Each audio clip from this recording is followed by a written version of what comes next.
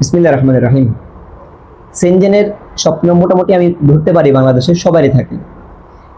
সমস্যা হয়ে যায় বাজেট ইস্যু, সমস্যা হয়ে যায় ভিসার ইস্যু। তো ভিসার ইস্যুর ক্ষেত্রে আমরা কিভাবে কি করতে পারি, কারণ এটা তো আর কারো হাতে নাই, না এজেন্সির হাতে আছে না আমার আপনার হাতে আছে। এই জন্য প্রথমে কান্ট্রি সিলেকশন আপনার বাজেট অনুযায়ী করা উচিত। যদি এমনও হয় 1 লাখ 2 লাখ আরও বাড়তে যাবে, তাহলে আপনার জন্য ভিসার ইস্যু ভালো এরকম কান্ট্রি চুজ করা আরও ভালো। যেহেতু আমরা সবাই মধ্যবিত্ত, সেখানে 8 লাখ টাকা আপনার ব্যবসায় অনেক কষ্ট হয়ে যায়, সেখানে আরও 1 লাখ টাকা বাড়ায় দেন। এরপরে আপনি চাইলে আইএলটিএস পরীক্ষাও আপনি অংশগ্রহণ করে আইএলটিএস নিয়ে আপনি দিতে পারেন, এটা খুবই নিরাপদ।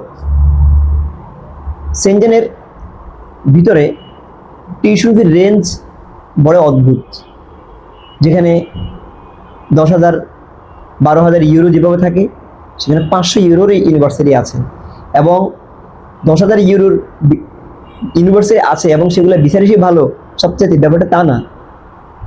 আমি বলতেছি স্লোভাকিয়ার কথা। স্লোভাকিয়াতে 500 1000 1500 2000 শুরু করে 3000 সর্বোচ্চ 4000-এর ভিতরে টিউশন ফি পাবেন ইউনিভার্সিটির, যেগুলো 1 বছরের টিউশন ফি তাদের রেঞ্জ হলো এরকম। মজার বিষয়, স্লোভাকিয়ার ভিসার হিসেবে শতভাগ। তো এই ইউরোপের কোন কান্ট্রিটা আপনার জন্য বেস্ট হবে, আপনি ওই কান্ট্রিটা বাজেট অনুযায়ী ভিসার রেশিওকে সামনে রেখে যে আপনি সিদ্ধান্ত নেন। এবং যেসব এজেন্সি, আমি আমাদের এজেন্সির কথা বলি স্পষ্টভাবে, আমরা ইউরোপের প্রতিটা কান্ট্রি নিয়ে আমরা কাজ করি। জার্মান থেকে শুরু করে Italy, Slovakia, Slovenia, Latvia, Lithuania, Romania, চেক রিপাবলিক, ইস্তোনিয়া, আমরা প্রতিটা কান্ট্রি নিয়ে আমাদের কাজ চলমান। তাই আমাদের প্রতিটা কান্ট্রিতে স্টুডেন্ট, গ্রিস, সেখানে আমরা আফটার ভিসা টিউশন ফি নিচ্ছি। বুলগেরিয়া, আমরা জানি যে কোন দেশের ভিসার নীতি এবং কোন দেশের টিউশন ফি এবং তাদের সিস্টেম, তাদের ওখানে জবের ফ্যাসিলিটিস সব কিছুই আমাদের নখদর্পণ। পোল্যান্ডের ব্যাপারেও আমাদের যেভাবে আমাদের অবগতি আছে, অনুরূপভাবে ক্রোয়েশিয়ার ব্যাপারেও আমাদের সেম অবগতি আছে।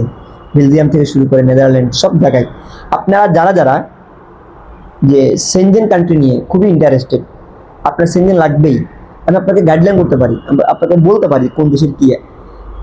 আমাদের কথা শুনে আপনি ডিসিশন না নিয়ে অবশ্যই তথ্যের সূত্র ধরে ইউটিউবে আপনি জাস্টিফাই করেন, ইউটিউব দেখেন, ওই কমিউনিকেশনটাকে বিল্ড আপ করেন, দেখতে পাবেন যে অবশ্যই যে এখনো সেনজেনে অনেক কান্ট্রি আছে যেখানে আপনার পরিবারের ফিউচার এখনো ঝলমল করতেছে। আজকে এই পর্যন্ত, দেখা হবে আরেক ভিডিওতে। আল্লাহ হাফেজ।